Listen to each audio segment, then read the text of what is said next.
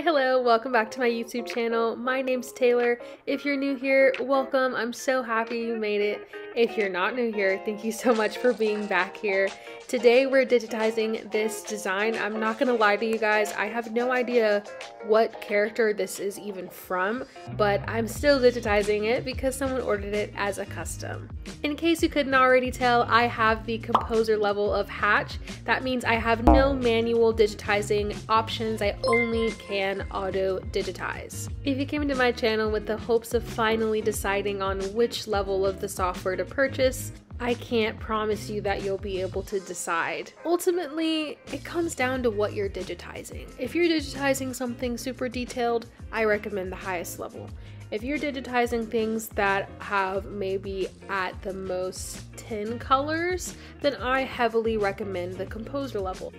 That's what I've had this entire time, and it's gotten me well into 2022. We're approaching 2023 and I still have not upgraded my software. So if that answers your question, you're welcome. Now, this would go without saying that before you purchase anything off of the website, you should be downloading the free trial first. Here's the thing with the free trial. You can only use one email per account per trial. So what I did was download the software on every laptop I could find in my household. At the time, I think I could find like 3 or 4 old laptops lying around. And I downloaded the software on all of the laptops, and I downloaded the software one by one.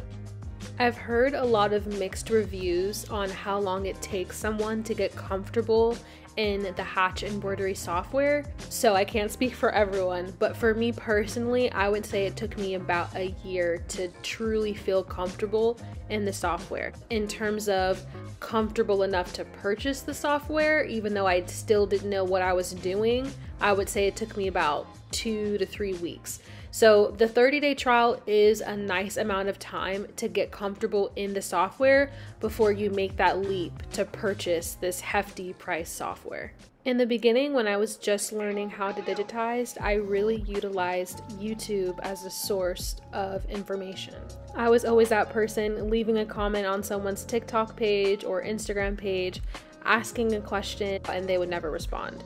So I made this YouTube channel with the hopes of getting that information out there, that information that I desperately wanted but couldn't find. And I spent forever learning and honing my skill, mastering my skill. And now I'm on the other side of things, and I'd like to give you guys these gems. So if you guys have any specific questions about the software or about the tools in the software, any specific questions you can think of, leave them down below and I will get back to you as soon as possible and respond to you and answer that question. Another very common question I get asked is how I use Hatch on my MacBook. And the answer to that question is Parallels. This is a pretty handy dandy software that emulates an HP. So with the purchase of this software, I can click on a button that says Parallels Desktop, and it opens up a section that looks just like an HP, but I'm on my MacBook. And when I go onto this, I have the Hatch embroidery software on the home screen, whereas on the Mac home screen, I don't have that button because the Hatch embroidery software is not compatible for MacBooks, unfortunately. So with this software, I'm able to use Hatch embroidery software.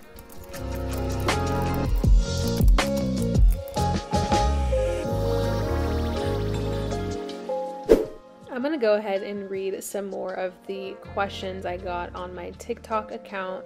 The next question is, what digitizing software do you use? I've seen so many softwares out there, but don't know which one to use. How do I start digitizing?